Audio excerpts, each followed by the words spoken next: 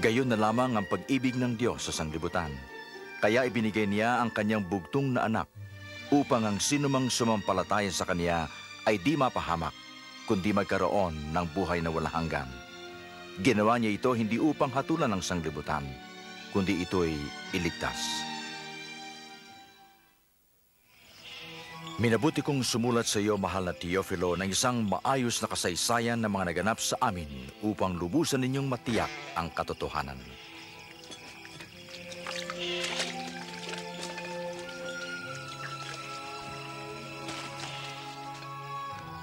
Noong si Augusto Cesar ang emperador ng Roma at si Herodes naman ang hari ng Judea, isinugo ng Diyos ang anghel na si Gabriel upang dalawin ang isang dalaga sa Nazaret na nagngangalang Maria.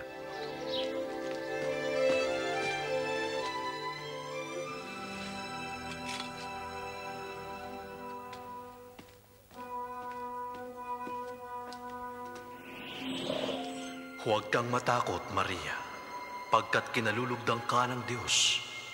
Maglili ka at manganganak ng isang lalaki, at siya'y tatawagin mong Jesus. Paano mangyayari? Dalaga pa ako. Pasa sa iyo ang Espiritu Santo.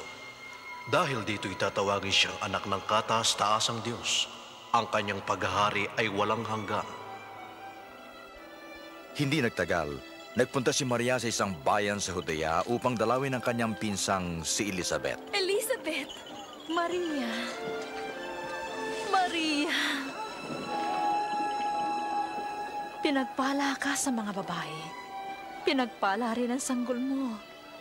Nang marinig ko ang bati mo, gumalaw sa galak ang sangkol sa aking tiyan.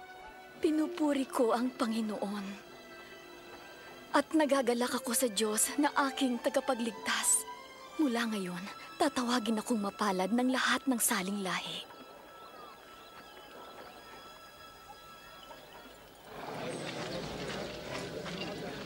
Mga taga-Nazaret, ayon sa kautosang ipinalabas ni Augusto Cesar, kinakailangang ang lahat ng mamamayan na nasasakupan ng Galilea at Judea ay dapat magpatala sa kani-kanyang bayang sinilangan.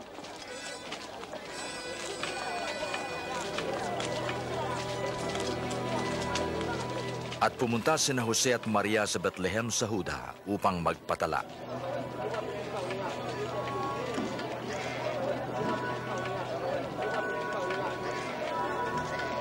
Subalit wala silang matuluyan sa Bethlehem, kundi isang hamak na sabsaban.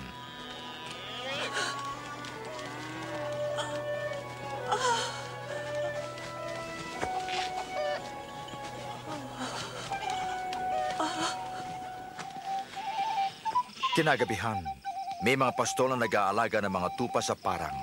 Biglang nagpakita sa kanila ang isang anghel at ang kaluwalhatian ng Diyos ay nagliwanag sa paligid nila.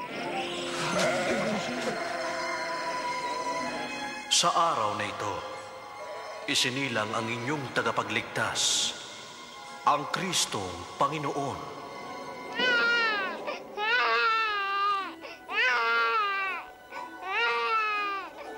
Agad silang pumaroon upang makita ang sanggol sa sabsaban. Sila ang una nagpahayag ng mabuting balita.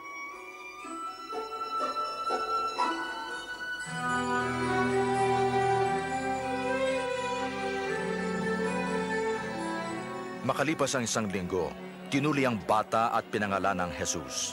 Dinala ni Jose at Maria ang bata sa Jerusalem upang ialay sa Diyos. Nang matapos nila ang lahat ng bagay ayon sa kautusan, sila'y bumalik sa Nazaret. Nang 12 taon na si Jesus, isinama siya ni Jose at Maria sa Jerusalem para sa pista ng Paskwa. Ngunit nang sila'y papauwi, nagpaiwan si Jesus.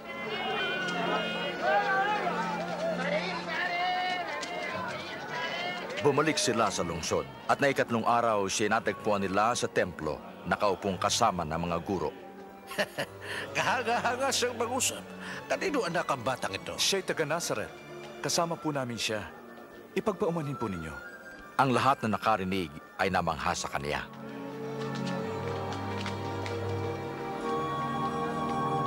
Anak, bakit mo mo ginawa ito sa amin? Balisang-balisa kami ng iyong ama sa paghahanap sa iyo. Bakit niyo ako hinahanap? Di niyo ba alam na dapat kong gawin ang gawain ng aking ama? At lumago siya sa karunungan at sa pangangatawan at pagbibigay lugod sa Diyos at mga tao.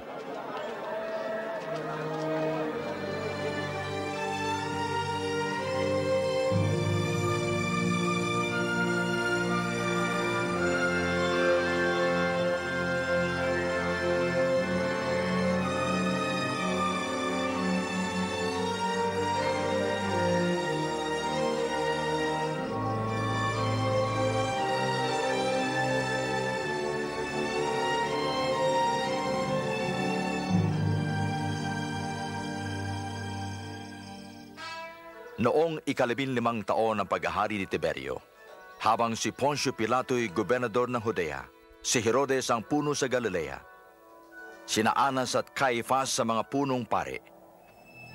Dumating ang salita ng Diyos kay Juan sa ilang at ipinangaral niya ang pagsisisi para sa kapatawaran ng kasalanan. Magsisi kayo at magpabautismo at kayo'y patatawarin ng Diyos. Nasusulat sa aklat ni Propeta Isaias, may isang sumisigaw sa ilang, tuwirin ninyo ang daraanan ng Panginoon. Tuwirin ninyo ang kanyang daan, tatambakan ang bawat lambak, titibagin ang bawat burol at bundok. Dapat tuwirin ang mga daang liku-liko at ang mga baku-bakong daan ay dapat patagin at makikita ng lahat ang pagliligtas ng Diyos. Sabihin mo, ikaw bang Kristo?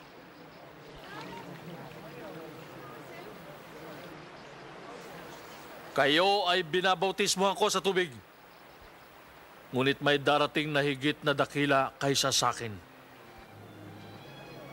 Hindi ako karapat-dapat na magkalag ng tali ng kanyang sandalyas. Siya ay magbabautismo sa Espiritu at sa apoy. Hawak niya ang kalaykay upang alisin ang dayami at titipunin ang trigo sa kanyang kamalig.